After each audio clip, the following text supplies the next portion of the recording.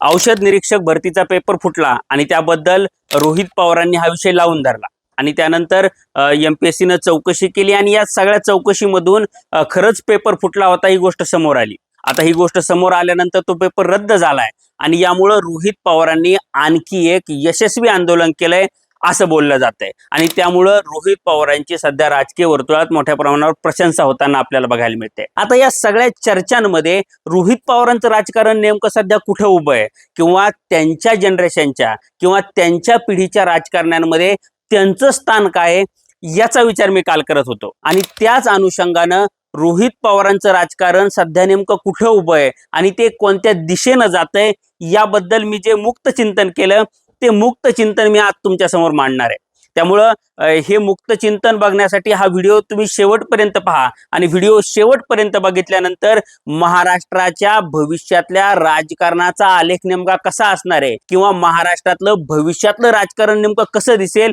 याबद्दल तुम्हाला समजणार आहे। त्यामुळे हा व्हिडिओ तुम्ही अगदी शेवटपर्यंत पहा आणि व्हिडिओ शेवटपर्यंत पाहिल्यानंतर महाराष्ट्रातला सर्वात प्रभावी युवा नेता कोण आहे असं तुम्हाला वाटतं हे मला जरा कमेंट बॉक्समध्ये सांगा आणि सोबतच तुम्ही जर अजूनपर्यंत लॉजिकल सिद्धांत आपल्या YouTube चॅनलला सबस्क्राईब केलं नसेल तर आधी आपल्या चॅनलला तेवढं सबस्क्राईब करा। नमस्कार, मी सिद्धांत आणि लॉजिकल सिद्धांत आपल्या YouTube चॅनलमध्ये तुमचं अगदी मनपूर्वक स्वागत आहे। आपण जर येत्या 10 वर्षांच्या महाराष्ट्राच्या राजकारणाचा आलेख बघायचं ठरवलं किंवा तेवढ्या दूरपर्यंत बघायचं ठरवलं आणि 10 वर्षानंतर महाराष्ट्राचं राजकारण कसं असेल याचा जर वेध घेण्याचा प्रयत्न केला किंवा याचा जर विचार केला तर नेमका कोणता नेता कोणत्या दिशेने जातोय हे आपल्याला बघावं लागेल आणि यासाठी आपल्याला 3 जनरेशनचा अभ्यास करावा लागेल। म्हणजे मी जो विचार करतो त्यानुसार शरद पवार साहेबांची, पद्मसिंह पाटील साहेबांची किंवा बाळासाहेब ठाकरेंची या सगळ्या नेत्यांची एक जनरेशन आपण पकडू, म्हणजे एक पिढी आपण पकडू। त्यानंतरची पिढी कोणाची होती तर त्यानंतरची पिढी होती अजितदादांची, आर पाटलांची, जयंत पाटलांची किंवा विलासराव देशमुख साहेब सुद्धा आपण त्याच पिढीत पकडूयात, देवेंद्र फडणवीस सुद्धा आपण त्याच पिढीत पकडूयात किंवा एकनाथ शिंदे साहेब। म्हणजे या नेत्यांची ही करंट पिढी आपल्याला बघायला मिळते। म्हणजे यात अजितदादा आज आपल्यात नाहीयेत किंवा आर आपल्यात नाहीयेत। म्हणजे सध्या ऍक्टिव्ह राजकारणामध्ये सगळ्यात प्रभावशाली किंवा महाराष्ट्राचं आणि देशाचं राजकारण ज्यांच्या हातात आहे अशी ही पिढी आहे।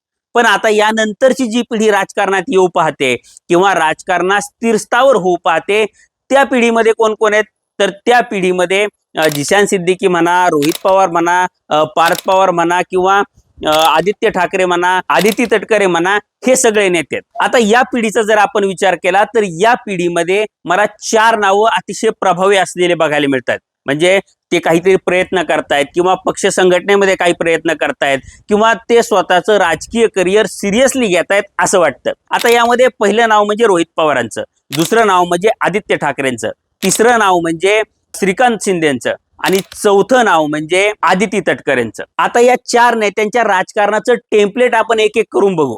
आता यामध्ये आपण पहिल्यांदा घेऊयात आदित्य ठाकरेंना।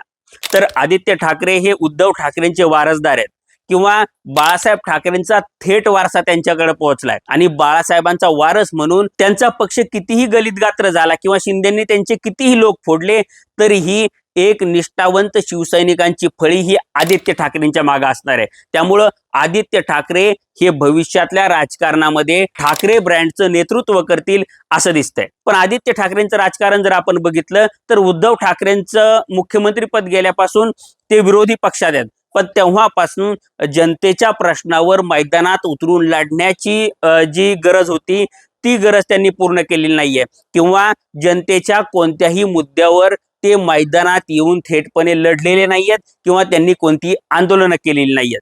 त्यामुळं जनतेशी कनेक्ट व्हायचं, त्यांचे प्रश्न समजून घ्यायचे आणि त्यांच्या प्रश्नावर आवाज उठवायचा ही गोष्ट कुठेतरी आदित्य ठाकरेंमध्ये लॅक होते असं मला वाटतं। म्हणजे थेट संपर्क जो असतो तो ते नीटपणे एस्टॅब्लिश करू शकत नाहीयेत, ही त्यांची कमजोरी आहे असं माझं मत आहे। यातलं दुसरं आणि महत्वाचं नाव म्हणजे श्रीकांत शिंदे। आता श्रीकांत शिंदे हे एकनाथ शिंदेचे सुपुत्र आहेत आणि गेल्या काही महिन्यांमध्ये ते शिवसेनेच्या राजकारणामध्ये म्हणजे शिंदे सेनेच्या राजकारणामध्ये कमालीचे ऍक्टिव्ह झालेले आपल्याला बघायला मिळतात। म्हणजे ते कार्यकर्त्यांमध्ये जात आहेत, भेटीगाठी घेत आहेत किंवा इतर गोष्टी करतायत, पण तेवढं प्रभावीपणे ते लोकांना ॲड्रेस करू शकतात का, किंवा जनतेचे प्रश्न सोडवू शकतात का, आणि त्यांच्यामध्ये स्वतःची इमेज नेता म्हणून बनवू शकतात का, हा प्रश्न आपण जर स्वतःला विचारला तर त्यामध्ये श्रीकांत शिंदेची इमेज भविष्यातला नेता म्हणून बनताना मला तरी दिसत नाहीये. आता या 3 नेत्यांच्या व्यतिरिक्त महिलांमधून येणारं एक नाव जर आपण पकडलं तर ते म्हणजे आदिती तटकरेंचं. या जनरेशनच्या महिला नेत्यांमध्ये सगळ्यात सध्या पुढे असलेल्या नेत्या म्हणजे आदिती तटकरे.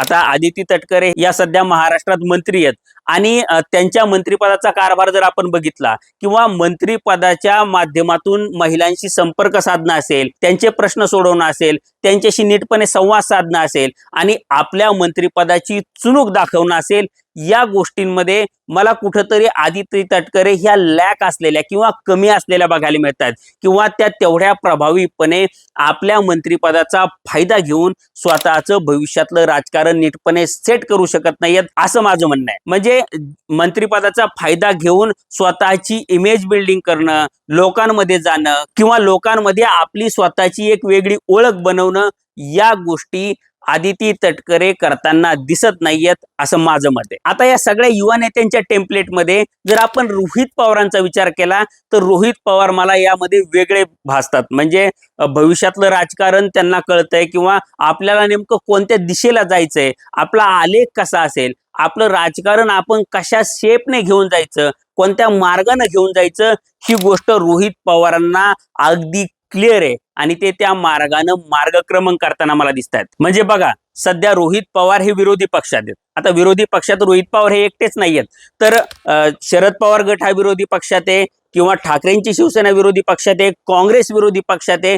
पण जनतेचे प्रश्न घेऊन समोर यायला, किंवा जनतेच्या प्रश्नावर लढा द्यायला, आंदोलन उभं करायला कोणताही विरोधी पक्षातला नेता हा सिरियसली धजावत नाहीये, असं सध्या तरी राजकारणाचं चित्र आहे. आणि त्यामुळं महाराष्ट्रातला विरोधी पक्ष हा बॅकफुटवर गेलेला किंवा गलित गात्र झालेला आपल्याला बघायला मिळतो. आणि या सगळ्या चित्रामध्ये रोहित पवार हे एकटेच आक्रमकपणे आंदोलन करताना आपल्याला बघायला मिळतात. आणि ते काही भावनिक मुद्द्यावर आंदोलन करत नाहीत, तर तुमच्या माझ्या जगण्याच्या प्रश्नावर आंदोलन करतायत.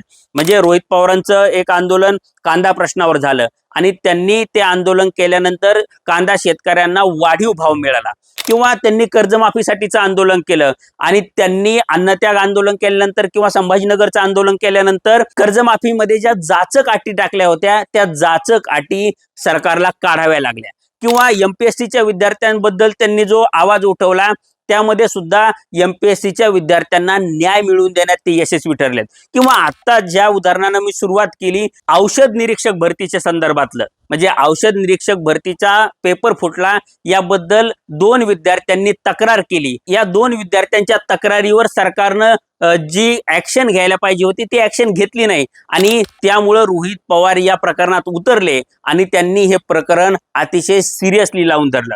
आणि फक्त सिरियसली लावूनच धरलं नाही, तर ते एमपीएससीच्या अधिकाऱ्यांना भेटले, महाराष्ट्राच्या आयजींना भेटले, किंवा एफडीए कमिशनर असलेल्या तुकाराम मुंडेंना भेटले, आणि या सगळ्या गोष्टींमधून सरकारवर दबाव निर्माण झाला, आणि सरकारनं या पेपर फुटीची चौकशी करण्याचे आदेश दिले. आणि या चौकशीमधून रोहित पवारांचे आरोप खरे आहेत, किंवा ते विद्यार्थी जे पुरावे देत आहेत ते पुरावे खरे आहेत हे सिद्ध झालं, आणि सरकारला ही परीक्षा रद्द करावी लागली. म्हणजे एखादा मुद्दा लावून धरायचा, त्यावर आंदोलनं करायची, आणि त्यामध्ये लोकांना संघटित करून त्यांना न्याय मिळवून द्यायचा, हे विरोधी पक्षाचं राजकारण रोहित पवार अतिशय आक्रमकपणे करताना आपल्याला बघायला मिळतात.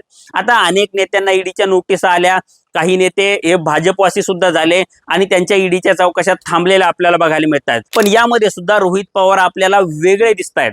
म्हणजे रोहित पवारांवर सुद्धा ईडीची चौकशी लागली, ते ईडीच्या ऑफिसला गेले, तिथं तासनतास त्यांच्या चौकशा झाल्या, पण ते भाजपच्या किंवा यंत्रणांच्या या दबावाला बदले नाहीत, आणि त्यांनी अतिशय आक्रमकपणे त्यांचं विरोधी पक्षाचं काम चालूच ठेवलं. आणि या सगळ्या गोष्टींमधून काय होतंय माहितीये का, तर या सगळ्या गोष्टींमधून शेतकरी असतील, विद्यार्थी असतील, तरुण असतील, या सगळ्यांमध्ये रोहित पवार स्वतःबद्दल विश्वास निर्माण करताना मला बघायला मिळतात. आपला भविष्यातला नेता नेमका कसा असावा याकडे जर तरुणाईच्या नजरेने आपण बघितलं तर महाराष्ट्रामध्ये या नव्या पिढीच्या राजकारण्यांमध्ये रोहित पवार तरुणांना अतिशय विश्वासार्ह वाटतायत, असं स्पष्टपणे दिसतं. म्हणजे जनजींच्या आंदोलनामध्ये असेल किंवा इतर गोष्टीमध्ये असेल, मी अनेक तरुणांना भेटलो आणि महाराष्ट्रातल्या राजकारणाबद्दल ऑन कॅमेरा आणि ऑफ कॅमेरा ज्या चर्चा झाल्या, रोहित पवार कुठेतरी तरुणांच्या मनामध्ये आपलं स्थान निर्माण करतायत किंवा ते सिरियसली आपल्या मुद्द्यावर भांडतायत असं दिसतं. त्यामुळे या सगळ्या राजकीय परिस्थितीकडे किंवा रोहित पवारांच्या या आक्रमकपणे लढण्याकडे जर आपण नीटपणे बघितलं तर रोहित पवार हे शरद पवारांचे नातू म्हणून राजकारणात आले किंवा अजितदादांचे पुतणे म्हणून राजकारणात आले, पण त्या ओळखीसोबतच आता लोकांसाठी लढणारा एक लोकनेता या दिशेनं त्यांचा प्रवास सुरू झालाय असं मला तरी वाटतं. म्हणजे तुमचं मत काय आहे ते मला जरा कमेंट बॉक्समध्ये सांगा.